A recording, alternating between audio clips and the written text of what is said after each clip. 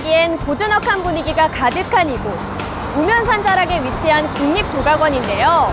우리의 전통음악과 전통무용을 관장하는 국립예술기관이고요. 또 우리 민족의 예학을 이어온 아주 특별한 곳입니다. 저 김보라가 오늘 여기 왜 찾아왔냐고요? 지금부터 저와 함께 봄을 찾으러 가볼까요? 흥과 멋과 예혼이 깃든 국립국악원. 오늘 만날 특별한 보물이 한데 모인 이곳에선 보는 즐거움과 듣는 기쁨을 한데 누릴 수 있는데요. 우리나라를 대표하는 전통 유교율에 빠지지 않는 것, 바로 전통음악과 전통무용인데요. 그 모두를 여기 국립국악원에서 관장합니다. 그러니까 이 전통음악과 전통무용의 보고가 바로 이곳인 거죠. 이 국립국악원 안에는 아주 귀한 보물들을 한데 모아놓은 박물관이 있다고 합니다. 일단 어디 있는지 한번 찾으러 가봐야겠죠? 우리의 특별한 유물이 한데 모인 귀한 공간. 지난 1995년에 문을 연 국악박물관인데요. 선생님 안녕하세요. 안녕하세요. 네, 반갑습니다.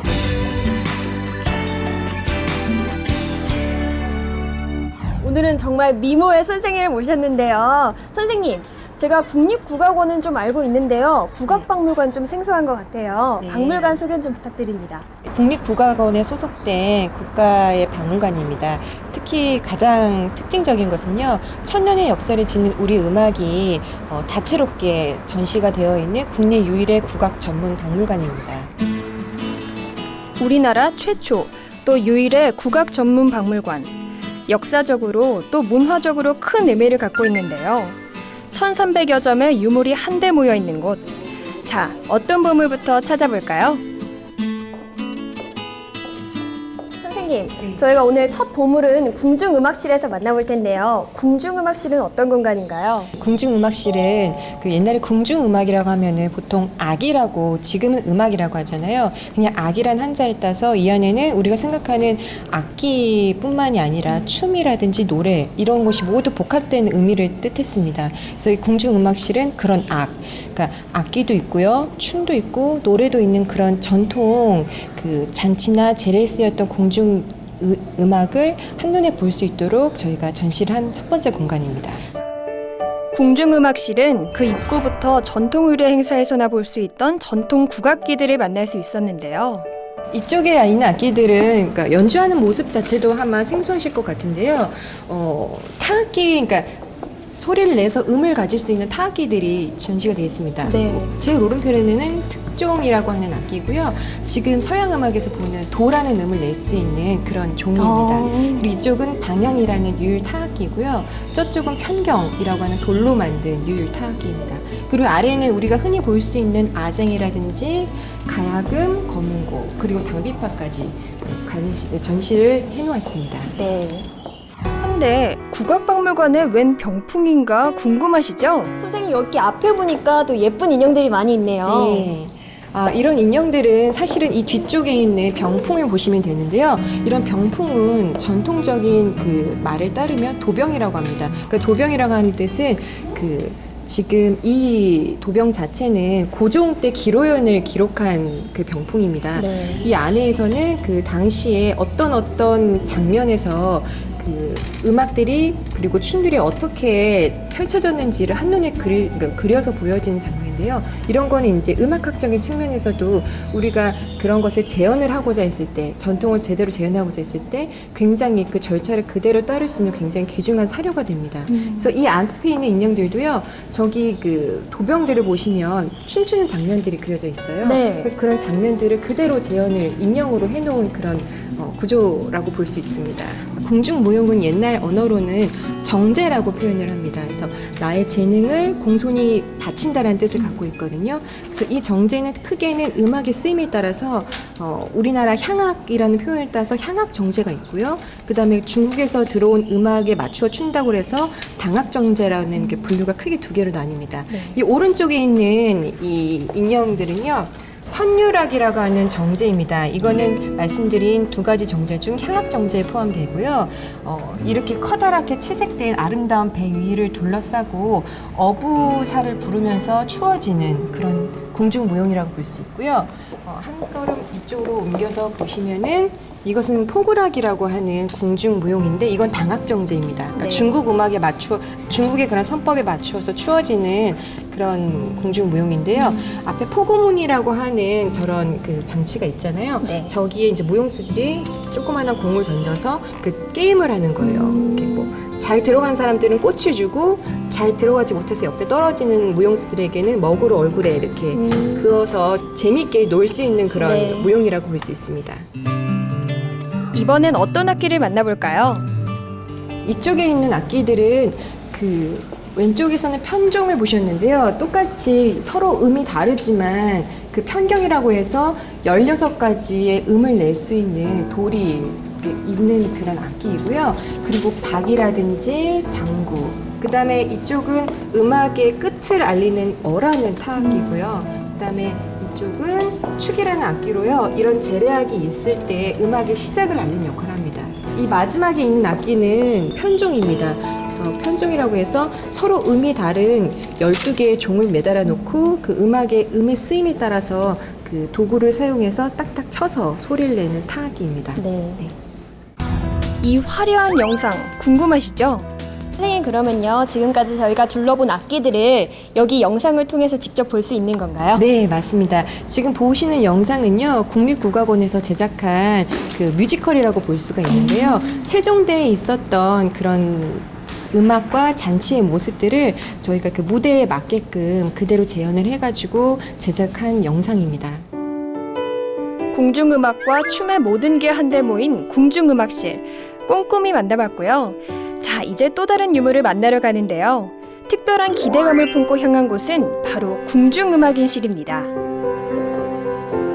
와, 선생님, 여기 궁중음악인실은 어떤 공간인가요? 네, 여기는요, 그 대표적인 궁중음악기관이었던 장학원이라는 곳과 그 장학원에 소속되었던 궁중음악인들에 대해서 알 수 있는 공간입니다. 제가 사극을 통해서 장학원을 종종 봤는데 네. 이 조선시대 장학원은 어떤 기관이었나요? 조선시대에는 사실은 그 음악이라는 것이 굉장히 중요한 위치를 차지했습니다. 그래서 장학원이라는 기관 자체가 음악을 관장했던 곳인 만큼요, 그 안에서는 그 음악에 대해서 교육할 수 있는 역할과 행정적인 역할, 그리고 음악을 유지할 수 있도록 악사들을 가르치는 모든 역할들이 종합적으로 이루어졌던 공간이라고 볼 수 있습니다. 눈길을 끄는 그림도 있었는데요. 여기 그림을 보시면 그분들이 역할을 했던 것과 그 모습을 그림을 통해서 만나보실 수가 있습니다. 가장 오른쪽에 있는 전학이라는 그 궁중음악인이 있었는데요. 이 전학은 음악을 하는 악사들 중에서는 가장 높은 위치, 적어도 양인 이상의 계급을 지니고 있는 사람만 가능했고요. 음악을 교육하는 역할을 담당을 했습니다. 그리고 악공이라고 하는 그 다음에 이제 그림이 보이는데요. 이 악공은 그 재래악을 연주할 수 있었던 사람입니다. 그래서 네. 악공이라고 부르고요. 그 아래부터 이제 악생, 여기, 무동이 있는데 이분들은 다 이제 천인 계급에 속했던 그 사람들로서 그 아악을 제외한 향악과 당악을 연주했었던 사람들이고요. 그렇게 이제 총 구성이 됩니다. 네. 이곳 역시 많은 악기들이 전시되어 있는데요. 선생님, 여기 앞에 보니까 악기들이 또 있네요. 네. 이 악기들은 좀 특별해 보이는데요? 네. 사실은 이 통일신라 시대부터 그 궁중 왕립 기관에 대한 기록을 찾아볼 수가 있는데요.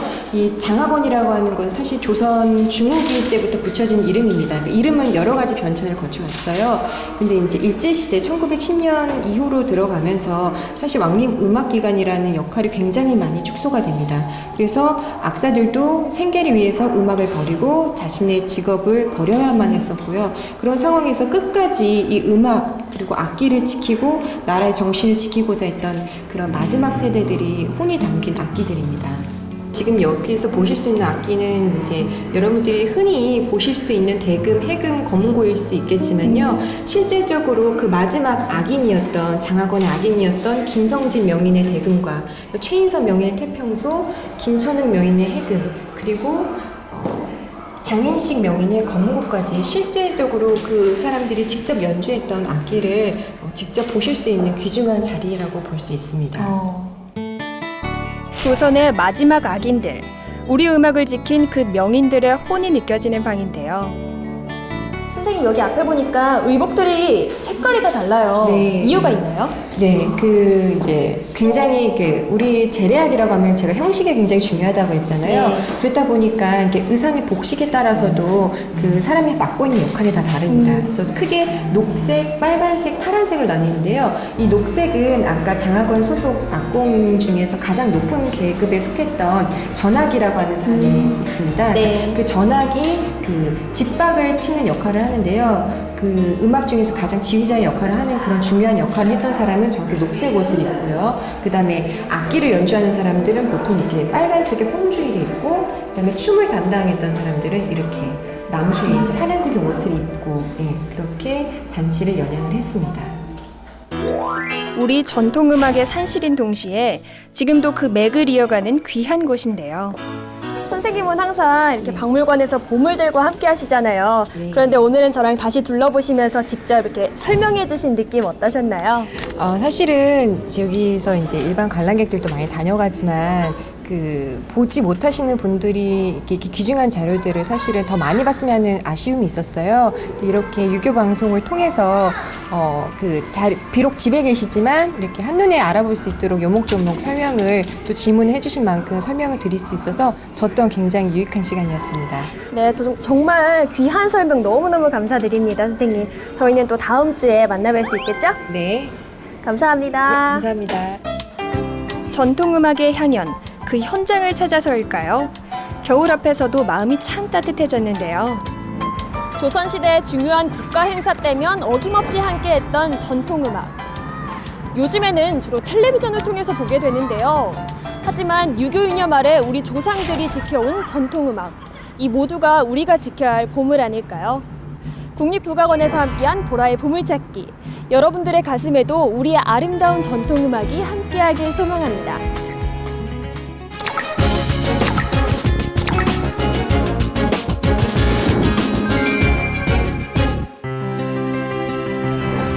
세계 자연유산 제주. 그 어디를 둘러봐도 천혜의 자연 환경이 우리를 반깁니다. 생계터조차 아름다운 그곳. 우리나라 최고의 관광지 제주에 제주 교육의 산실, 제주 향교가 있는데요. 강 PD의 제주 향교 탐방은 시작부터 좀 다릅니다.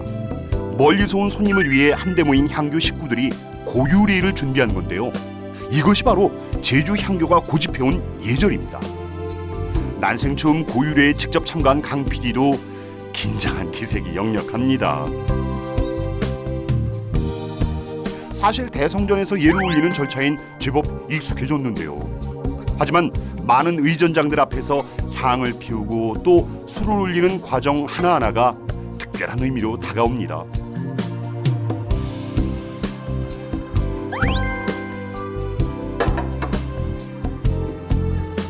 제주 향교를 더 열심히 소개하겠습니다. 공부자 앞에서 약속을 올린 강 PD의 제주 향교 탐방, 이제 시작합니다.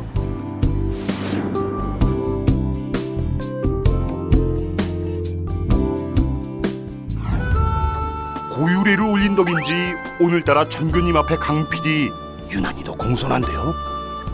서울에서 제주 향교를 찾아온 강 PD입니다. 저는 제주 향교 전교 고남영이라는 사람입니다. 오늘도 탐방의 시작은 외산문 앞입니다.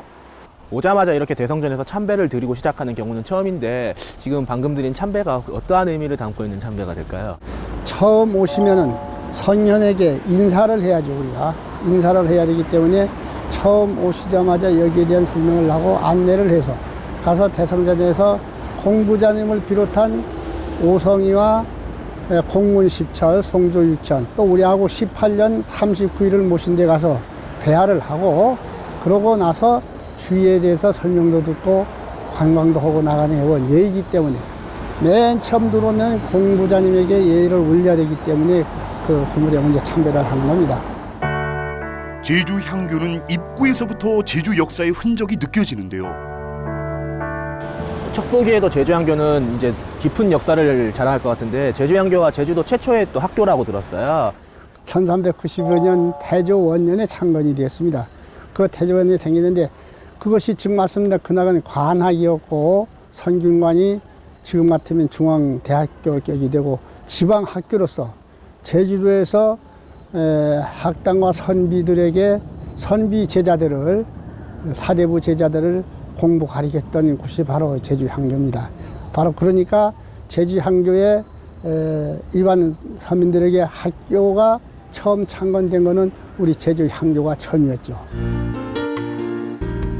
태조 원년 제주성 교동에 창건된 제주향교는요, 여러 차례 중건과 중수 또 이전 과정을 거쳤고요. 순조 27년 지금의 자리로 옮겨 오늘까지 이어지고 있습니다. 제주향교 명륜당과 담장을 사이에 둔 제주중학교는 원래 제주향교 자리입니다. 헌데 한국전쟁이 끝난 후 신문화 교육이 시행됐고요. 그 바람에 제주향교 명륜당이 대성전 옆으로 자리를 옮긴 거죠. 제주향교의 강학 공간인 명륜당, 지금도 단정한 모습으로 강학 기능을 다하고 있습니다. 명륜당에서도 아직도 교육의 역할을 하고 있다고 들었는데, 실제로 안을 보니까 명륜당이 굉장히 정리가 잘 돼 있고 상도 있고 공부를 할 수 있게 돼 있는데, 지금 명륜당에서 이루어지고 있는 교육이나 그런 프로그램은 어떤 것들이 있을까요? 예, 그러면 아까도 말씀드렸죠. 저 경전유자 사사삼경 그걸 읽고 있죠. 문어명자 또 노자덕경 또는 주여 이런 걸 이제 가르치고 있고, 또 그 다음에 찾아오는 것에 인성교육, 예절교육, 인성교육, 예절교육 학생들에게 효심하게는 그 교육을 가지고 있고, 아까도 말했으면 전통문에 속하는 시조경창이라든가 또는 가야금 것도 그 권위 있는 자를 지금 강사로 초청해서 지금 현재 시행을 하고 있습니다. 그래서 그리고 또 여기에 전통이라는 걸 잊어버리기 위해서 전통 혼례에 대한 그 실습도 얘기가 돼서 지금 돼 있고, 그렇게 되기 때문에 여기에서는 바로 경전교육도 있습니다만은 아까 대성제자 행사는 추기석전제자, 추하로보로 상망제자 하는 그런 것에 대해서 수비를 하는 교육을 가르치는 그런 행사가 여기 주로 이루어지고 있습니다. 그래서 보통 이름들이 없으시게 되면 여기로 들어오시도록 해서 여기 안내를 설명하고 경전에 대한 거 또는 예절에 대한 거 이런 것을 이제 공부를 가르치고 있습니다. 현재 학생들도 쭉 나오고 있습니다. 지금. 늘 문을 활짝 열고 찾는 사람들을 반기는 명륜당. 여기 정자가 하나 있네요. 행단부라고 이게 있는데 저기 은행나무 행자지 않아요. 행단부라 해서 했는데 여기는 공자님이 제자를 가르치던 은행나무 그늘에서 가르쳤답니다. 예, 그래서 은행나무들을 놓고 여기서 이제 시경을 가르치는 그런 장소였었는데, 그 은행나무 밑에가 넓었잖아요. 거기서 제자를 공부하는 데인데, 우리가 그 지금 우리 유교의 상전 은행나무잖아요, 행단. 그래서 공자님이 은행나무 그늘에서 제자를 모아놓고 공부를 가르치던 곳이다. 그래서 이런 것을 우리 은행나무로 심어서 할 수가 없기 때문에 이런 정을 지어가지고 그것을 상징하기 위해서 짓는데, 아마 행단정 지어있는 향교가 전국에 몇 군데 안 된다고 그럽니다. 저도 보진 못했습니다만은. 그래서 딴 향교에서 오신 분들도 행단정이 있구나 이렇게 말씀드리고 있습니다. 공자가 제자들과 예와 악을 가르치던 곳이란 의미를 담은 행단정. 그 옆으로 길게 이어진 돌계단 위엔 공자상이 우뚝 서 있습니다. 여기 공자상이 있네요. 네, 사실 향교에서 공자상을 좀 보기가 드문데, 이 공자상은 언제 어떻게 세워진 공자상인가요? 그 옛날에 좀 오랜 세월이 됐습니다만은 공부자 이 동상을 세울 적에 사실상 우리 제주도 유림들이 공자님이 의상을 해야 되지 않겠느냐 이렇게 해서 공부자 동상 세웠는데, 아마 그때 공부자 동상 세울 적 이것도 아마 전국 향교회가 몇 군데 없다고 그럽니다. 저도 가보진 않습니다. 그래서 딴 데 학생들이 오다든가 또는 그 딴 향교에서 있던 봉심을 올 때 보면 여기는 공부자 동상도 있구나 이렇게 말씀하시는 분도 있고, 아마 한 몇 군데는 공부자 동상 세워 있을 겁니다만은 아마 공부자 동상 세우는 왜 향교가 세워 있지 않습니다. 그냥 공자님이 기상을 여기서 그리기 위해서 공부자 동상을 세웠죠. 예. 그럼 이 공자상 앞에서 일반 관광객들, 유림이 아닌 관광객분들도 여기서 예를 올릴 수 있고 그런 곳인가요? 저 예배는 올릴 수 있어도 되고 말아도 되고, 그다음 거의가 오면은 와서 얘를 이렇게 하고 가대요. 원래 얘를 이렇게 하고 가는 게 원칙인데 아이들이라든가 좀 어떤 관광객 인식이 잘 안 되면 그냥 쳐다만 보고 가는 것도 있습니다만 여기 우리 지금 저 문화지청에서 해설위원들이 와 있습니다.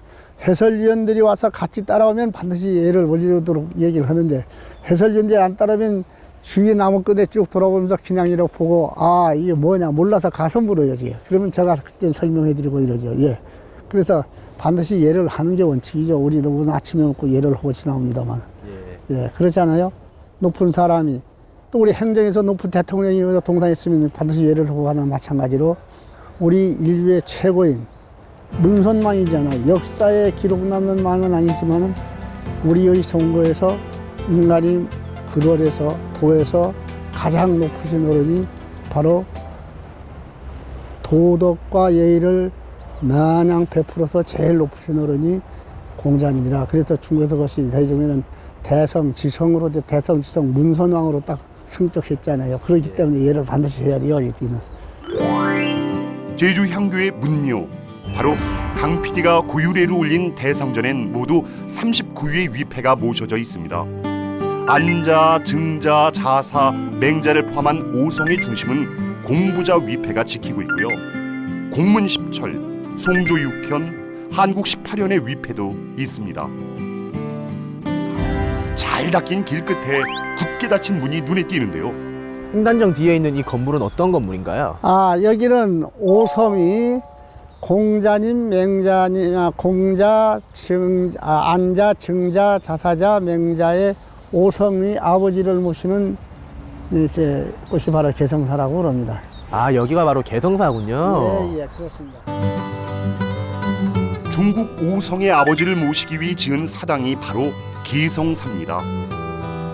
조선시대엔 성균관과 대부분의 향교에 이 개성사가 있었는데요.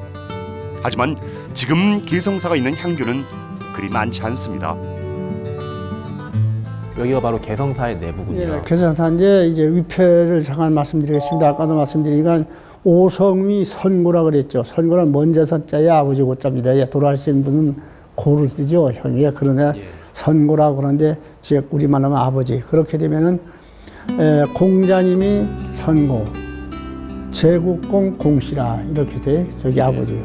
여기가 안자의 곡부 후 안시. 저기가 증자의 아버지.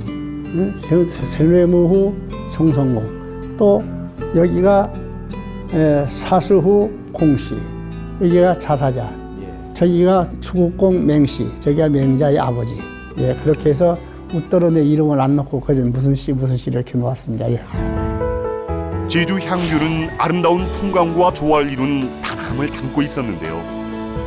예, 오늘 제주향교를 잘 둘러갔습니다. 전교님 감사드리고요. 마지막으로 전교님이 제주향교가 어떻게 발전했으면 좋겠는지, 제주향교가 앞으로 어떻게 나아가야 될지 그런 거에 대해서 좀 말씀해 주세요. 그 제주에 할 일이 많습니다. 위에서 내려오는 지시만 받았는데 우리가 알아야 되니까 첫째는 사람됨을 가르치는 인성교육. 어린이들부터 교육을 해서 가르쳐야 되겠다. 이렇게 해서 지금 문화관광부에서라든가 또는 유교 활성화 지원 사업단이라고 했는데 여기서 내려오는 그 회사들라서 우선 인간이 본능을 가르치는 인성교육부도 먼저 가르쳐서 이 아이들에게 사회에 나가서 우리나라의 지금 허물어져가는 도덕성 회복을 우선 회복시키는데 그 목적이 있다. 이렇게 하고 인성교육에 치중을 해야 환경 발전할 수 있다라고 생각됩니다. 그래서 효도심을 안양시켜야 부모님을 숭배할 수 있는 그런 정신을 안양시켜야 사회가 평온하고 또 가정도 화목해지고 이렇게 될 것이 아니겠는가 해서 효행심 함양 정신에 우선 중점을 두고 교육을 해야 되겠다 이렇게 생각을 하고 있습니다.